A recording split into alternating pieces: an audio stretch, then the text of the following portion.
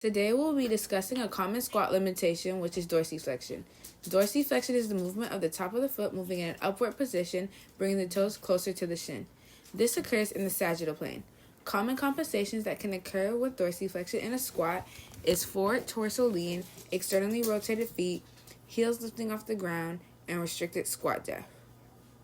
Restricted squat depth can occur when there is tightness in the gastrocnemius and the soleus. This causes the inability to perform proper hip flexion. Tibial movement restriction and forward lean is when the gastrocnemius and soleus are tight and the erector spinae works to stabilize the forward lean in the torso. Externally rotated feet are when the hips externally rotate. Instead of the motion being on the ankle, it goes onto the hip rotators.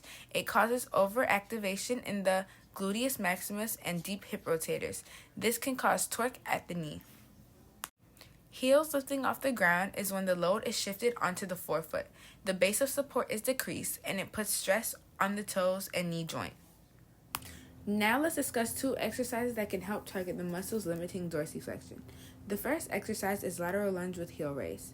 Start with feet together in a neutral position. Take a wide step laterally.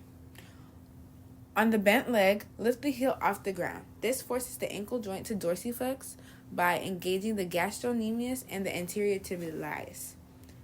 The next exercise is the static stretch that was taught in class that targets dorsiflexion. Start with your participant in a supine position. Then have them flex their knee at about 90 degrees. Then have the participant dorsiflex. I then will place pressure on the toes, which will help stretch the soleus.